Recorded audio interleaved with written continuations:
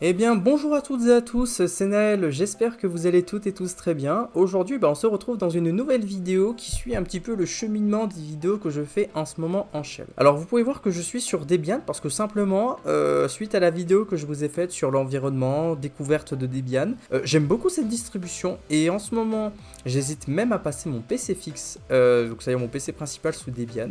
Donc j'y réfléchirai, mais en attendant, je vais tourner cette vidéo sur Debian parce que ça marche très très bien. Alors l'objectif de cette vidéo aujourd'hui, c'est simplement de vous faire découvrir un petit peu la programmation en shell, donc en fait les scripts shell, sur une commande particulière qui est l'ouverture de fichiers. Alors pour ceux qui connaissent un petit peu le terminal, il y a une commande que vous connaissez peut-être qui permet d'ouvrir les fichiers. Donc on va dire plusieurs fichiers avec l'application par défaut qui est la commande xdgopen. Si par exemple je fais xdgopen d'erreur.log, donc qui est dans mon dossier test, hop, vous pouvez voir que ça s'ouvre sans problème avec gx. Ok. Mais vous allez me dire, on peut peut-être passer plusieurs paramètres, plusieurs arguments, cette commande xdgopen. Sauf que si par exemple je lui passe mdp.java, un fichier Java que j'ai copié exprès pour la vidéo, vous pouvez voir qu'il nous met une erreur, parce que oui, il n'accepte qu'un seul argument. Mais vous allez me dire, ok, mais peut-être que c'est les fichiers avec les mêmes extensions qu'il accepte avec plusieurs arguments. Eh ben, j'ai fait le test puisque vous pouvez voir que j'ai glissé dans ce répertoire le fichier scriptinstall.sh et rhel scriptinstall.sh dont je vous en ferai une vidéo plus tard courant. Si par exemple je fais rhel scriptinstall, je tente d'ouvrir ces deux fichiers en même temps, paf, ça ne marche pas. Alors vous allez me dire, bon, vu le titre de la vidéo, on se doute certainement de ce que je vais faire. Oui, vous l'avez bien vu. On va faire un script shell. Parce que, pour ma part, j'ai créé un script shell qui me permet d'ouvrir plusieurs fichiers qui, peu importe l'extension en fin de compte, et même des répertoires. Parce que bon, si je dois faire par exemple xdgopen de error.log et que je dois faire xdgopen de mdp.java et que blablabla, c'est très très chiant. On va pas se mentir. Alors que, si par exemple on fait simplement open et que on met tout ce qu'on veut en fin de compte, et ça marche très très bien. Donc comment on fait? Et c'est parti, on va créer un script shell.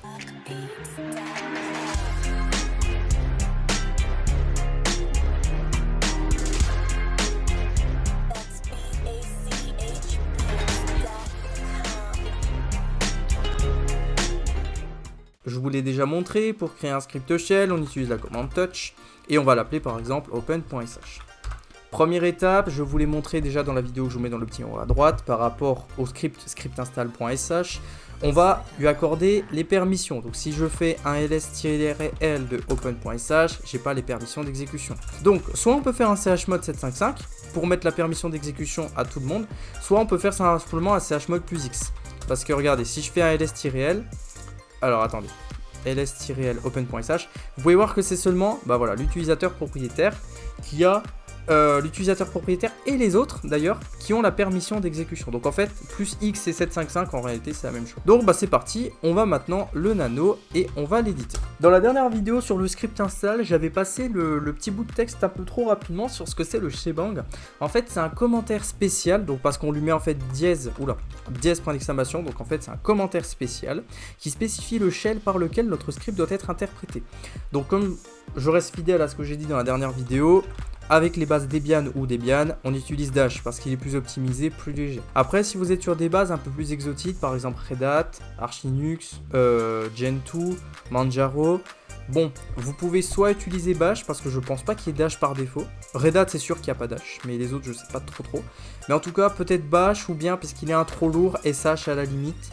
Mais nous, puisque la majorité des gens sont quand même sur des bases Debian, voire Ubuntu, on va rester avec Dash, c'est plus optimisé. En shell, il existe un argument, on va dire une commande plutôt, qui nous permet de voir tous les arguments qu'on passe à notre programme, donc par exemple fig1, fig2, etc. Et en fait, pour tous les voir, on utilise simplement $@. Ça nous permet de voir tous les arguments qu'on passe à notre script shell.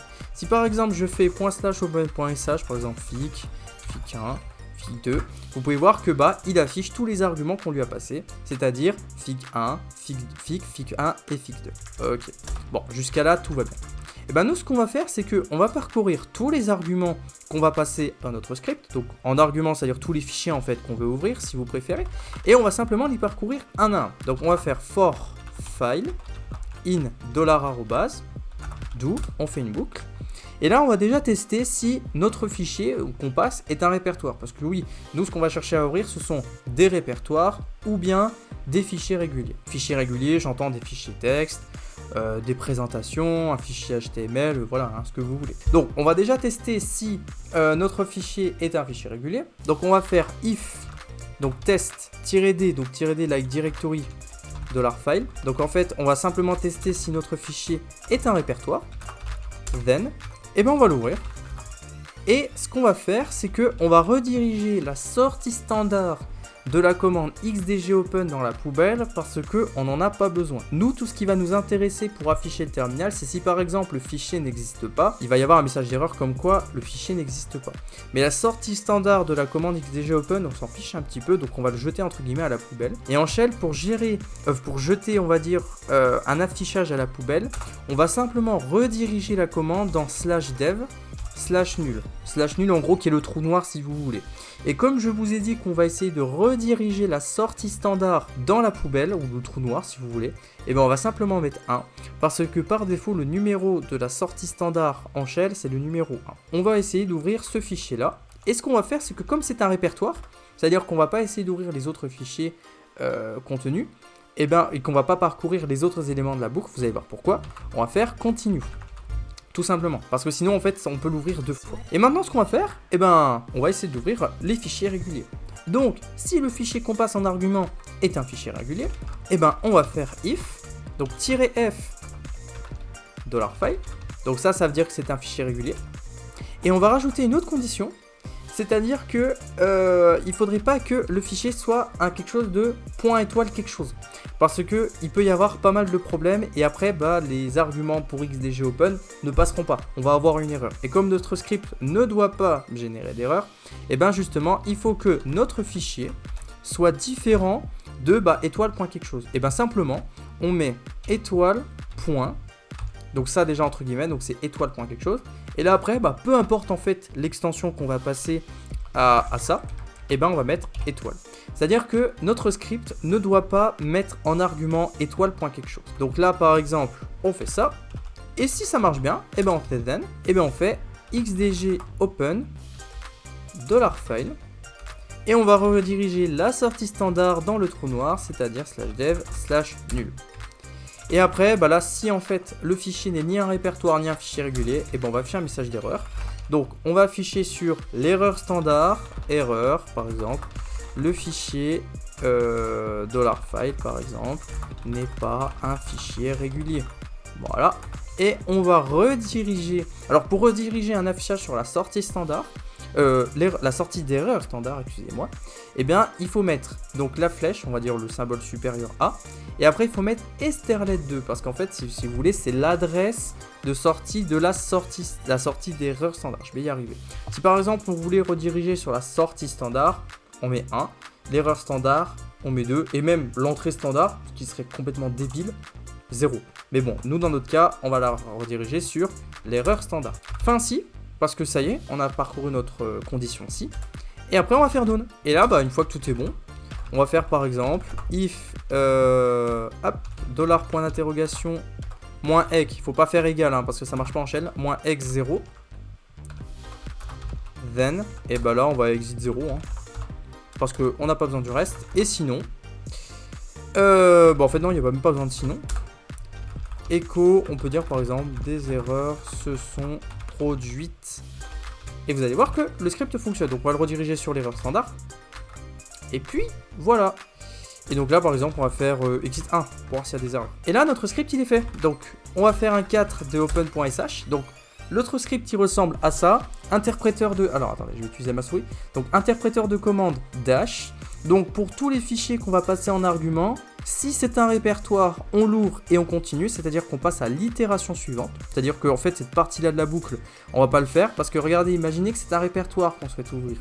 Si par exemple on ne continue pas, en fait il va rentrer dans cette boucle-là et il va détecter ce n'est pas un fichier régulier. Donc on va dire c'est pas, puisque c'est un répertoire, c'est pas un fichier régulier.